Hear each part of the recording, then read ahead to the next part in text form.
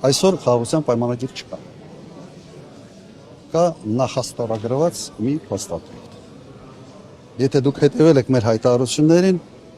մենք ասել ենք հետևյալը, մենք չենք ասել, որ գալու ենք այդ փաստաթուղթը նախաստորագրված փաստաթուղթը չենք ճղելու, չենք գցելու զիբիլանոց։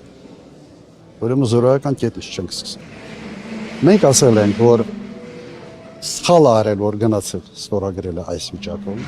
բայց այնուամենայնիվ, քանի որ սա կա, մենք պետք է համալրենք առնվազն 1-2 հավելվածով երաշիկային համակարգը ձևավորելու մասին հավելվածներ։ Սա նշանակում է մենք ավելացնում ենք, ուժեղացնում ենք, բերում ենք երաշիկային համակարգ, որ խաղաղությունը լինի հարատևելի եւ կայուն եւ երաշխավորված եւ սրա հետ միասին չենք սկսում զրոյական կետից։ Ներեցեք, երաշխիքը Ռուսաստանից է գալու։ Մենք ասում ենք հետեւյալը. չի կարող լինել խաղաղության պայմանագիր առանց երաշխիքային համակարգ։ Ինչ ենք մտածում այդ ուղղությամբ։ Առաջինը ՄԱԿ-ի անվտանգության խորհրդի հայտարարություն եւ հստակ ձևակերպված ինչ հետևանքներ է լինելու խախտողի համար։ Վատ բան է։ Ինչի պետք է Հայաստանի Հանրապետությունը այս հարցադրումը չհետապնդի այս նպատակը։ Ես չեմ հասկանում։ Երկրորդ, երաշխավորող պետություններ։ Ես համարում եմ, որ շատ ճիշտ կլինի, որ լինեն եւ Միացյալ Նահանգները, եւ լինեն Ռուսաստանը։ Հաշվի առնելով Ռուսաստանի ազդեցություն այս տարածաշրջանի վրա։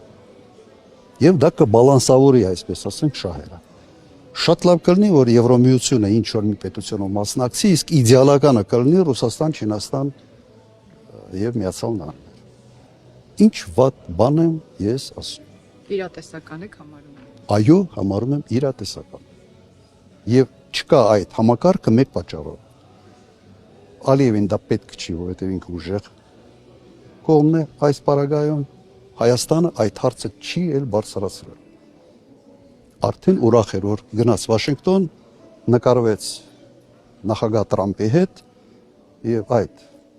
մեկ ֆոտոնկարի դիմաց ինքը ուղղակի վաճառեց Հայաստանի շահը։ Ռուբիոն է գալիս Հայաստան վաղը, գուցե ինչ որ նոր փակագծեր չեն բացվում դեռ, բայց ես կարծում եմ այս այցը կապված է ուղղակի մեկ նպատակի հետ։ Եվս հավացնել մեկ անգամ Ռուսաստանը։ Իսկ արդյոք դա ընտրությունների միջամտության փորձ չէ, նախընտրական այստեղ։ Իհարկե փորձ է։ Մենք այս վերջի 2 ամիսը միայն ականատեսներ ենք ուղղակի նման կարգի փորձերի, բայց չենք զարմանում։ Հիմա փոխնախագահը գնացել է Հունգարիա եւ վերջի հանրահավաքին Վիկտոր Օրբանի հանդես եկավ եւ կոչ արեց քվերկել Օրբանի համար։